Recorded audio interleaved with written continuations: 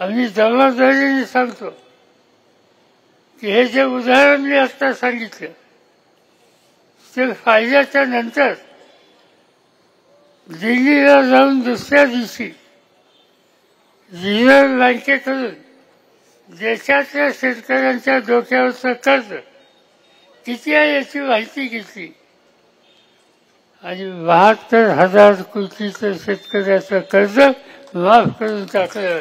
त्याचा संसार सुधारलेला आहे. आज त्याच्याकडे झुंकून बघायला कुणी तयार नाही. कांदा उत्पादक संकटात, हरभरा उत्पादक संकटात, सोयाबीन उत्पादक संकटात, दुधाचा खर्च वाढला, जगावं कसा हा प्रश्न आहे. आणि तो प्रश्न मांडण्याचा प्रयत्न केला तर आजचं सरकार झुंकून बघायला तयार नाही. ज्याचा उल्लेख बाळासाहेबांनी केला की एवढा मोठा देश, कृषीप्रधान देश, आम्हाला शेतीवंशी नाही, देशाला शेतीवंशी नाही, कसा देश चालणार. पण या देशातल्या शेतकऱ्यांनी कोट्यावधी लोकांच्या भुकेचा प्रश्न हा सोडवला. मला आठवत आहे मी शपथ घेतली शेतीवंशाची आणि पहिली फाईल माझ्याकडे आली की 15 दिवस पुढे एवढं धान्य देशाच्या गोदामामध्ये अमेरिकेवरून धान्य आणायचे, सही करा.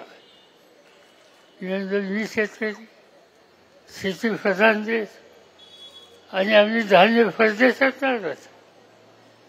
ते म्हणजे नाही राहत, धान्य नाही, लोक उपाशी बसतील. प्रधानमंत्र्यांनी सांगितलं की फाईल क्लिअर करा आणि शेवटी नाही राहताना परदेशातनं धान्य आलं. पण निकाल घेतला हे चित्र बदलायचं आणि नाही राहताना परदेशातनं धान्य आलं. पण निकाल घेतला हे चित्र बदलायचं आणि बदललं.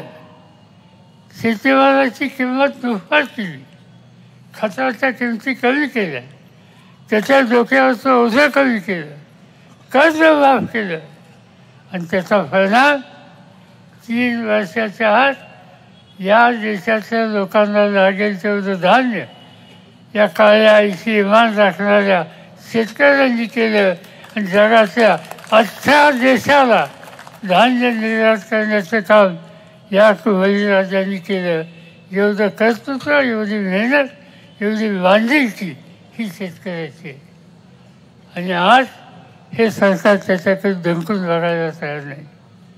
अमोल कोल्हे त्यांच्या सगळ्या सहकार्यांना मी धन्यवाद देतो की हा प्रश्न तुम्ही मांडला. आज हा तुमचा आक्रोश मोर्चा पुण्यापुरता सीमित राहिला नाही. त्याचा आवाज, त्याची बातमी देशात गेलेली आहे. दिल्लीच्या वृत्तपत्रात आहे, नागपूरला आहे, कलकत्त्याला आहे, ठिकठिकाणी बातमी केली आणि त्याच्यातून एक प्रकारची जागृती कष्टकरी शेतकऱ्यांच्यात व्हायला लागली.